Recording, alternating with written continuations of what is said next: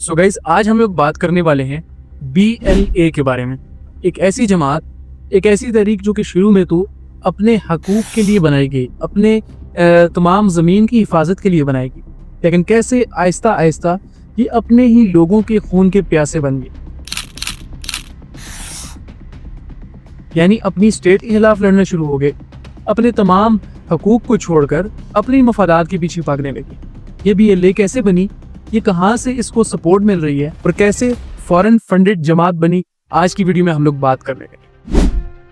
बलूचिस्तान के हुकूक के लिए एक ऐसी जमात सामने आई जिसको BLA कहा जाने लगा, यानी बलूचिस्तान लिबरेशन आर्मी। शुरू में तो इन्होंने अपनी अवाम के लिए, अपने लोगों के लिए हुकूक की बात करना शुरू हो गए, लेकिन आहिस्ता आहिस्ता जब बैरूनी कुव्वतों ने इन्हें सपोर्ट करना शुरू किया और वहाँ से फंडिंग मिलना शुरू हुई, इनके मफादात कहीं और ही जा पहुंचे। ये ना सिर्फ अपने अवाम के हकूक के लिए लड़ने लगे, बल्कि अपने मफादात, इनके जो मफादात थे वो ज़्यादा उस पर फोकियत देने लगे और इन्होंने आहिस्ता आहिस्ता अपनी ही अवाम को लूट मार और उसके बाद उनको मारना शुरू कर दिया, जिसमें ट्रेन अटैक्स, जिस तरह रिसेंटली जाफर एक्सप्रेस को हाईजैक किया गया। A train hijacking in Pakistan's restive province of Balochistan lasted over 2 days, including 33 members of the Balochistan Liberation Army.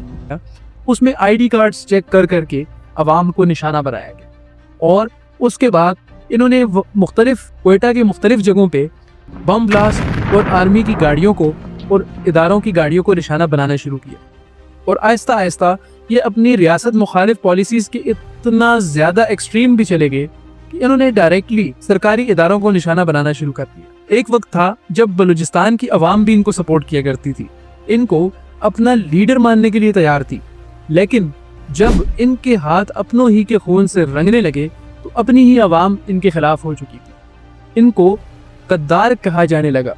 They are themselves terrorists. ये तो बड़ी क्लियर बात। That means कि मारम बलोच और इस तरह के जो कौमी यकजहती का कौंसल है, ये तो जब पाकिस्तान आर्मी ने और पाकिस्तान के दिफाई इदारों ने इनको ठिकाने लगाने का सिलसिला जारी किया तो इनके कुछ कारिंदे जो थे वो भागकर सिस्तान, जो कि ईरान का एक इलाका है, बॉर्डर का इलाका है, भागकर उसमें चले गए और कुछ लोग इनके अफगानिस्तान में चले गए। अब ये सब उस वक्त कार्रवाइयाँ करते थे जब पाकिस्तान में सबका ध्यान हट चुका था। ये कार्रवाई करके भाग के सिस्तान में या उसके बाद अफगानिस्तान में घुस जाया करते थे। इनके कुछ लोग जो थे, जब उनकी आंखें खुली, उन्होंने देखा कि हम इससे अपने ही लोगों को नुकसान पहुंचा रहे हैं, तो उन्होंने हथियार फेंक दिए और हुकूमत के आगे सरेंडर कर दिया। लेकिन अभी भी इनके कुछ ऐसे पपेट्स वहां पे बैठे हुए हैं जो कि इनको सपोर्ट कर रहे हैं और कुछ ऐसी एजेंसीज भी हैं बाहर की जो इनको खुला पैसा खिला रही हैं और पाकिस्तान के खिलाफ दुश्मनी निकालने का मौका दे रही हैं। जब भी बलूचिस्तान में कोई नया मेगा प्रोजेक्ट शुरू करने की बारी आती है तो या ये लोग उस प्रोजेक्ट को नुकसान पहुंचाने की कोशिश करते हैं, या वहाँ पे जो लेबर्स होते हैं जो बाकी सूबों से आए हुए होते हैं, जिस तरह सिंध, पंजाब और KP के इन सूबों से जब वहाँ पे लोग जाते हैं तो उनको ID कार्ड्स चेक कर करके या तो अगवा किया जाता है या वहीं पे इनको शूट कर दिया जाता है। तो आप ही बताएं, क्या ये लोग लिबरेशन के लिए लड़ रहे हैं, हकूक के लिए लड़ रहे हैं, जबकि इनको तरक्की दी जा रही होती है, इनकी अवाम को तरक्की देने की कोशिश की जा रही होती है, तो उस वक्त ये लोग उस वक्त तमाम लोगों को नुकसान पहुंचाने की कोशिश करते हैं, उन प्रोजेक्ट्स को नुकसान पहुंचाने की कोशिश करते हैं। ये कभी भी अपनी अवाम के हकूक के लिए नहीं लड़ सकते। ये सिर्फ और सिर्फ गद्दार हैं जिनको एक ही तरह से मिटाया जा सकता है। जिस तरह सलाहुद्दीन अय्यूबी ने कहा था कि गद्दारों का एक ही अंजाम है कि उनको जड़ से उखाड़ दिया जाए। और सबसे बड़ा हथियार जो इस्तेमाल किया जाता है हमारी पगली अवाम को, कि आप लोग बलोच हैं, कौम परस्ती पे सबसे ज्यादा अवाम को भड़काया जाता है। यानी आप बलोच हैं, आपको कोई नहीं हरा सकता, आप सबसे फ्रंट लाइन पे चलें। और दूसरा, यहाँ पे जब KPK में इस तरह के हालात बनाने की कोशिश की जाती है तो या तो पख्तून या तो मुख्तलिफ कौमों के नारे लगाकर उनको एज अ की रोल, उनको एज अ चाबी की तरह इस्तेमाल किया जाता है और जब उनकी ज़रूरत ख़त्म हो जाती है तो उनको कचरे के डब्बे में फेंक दिया जाता है।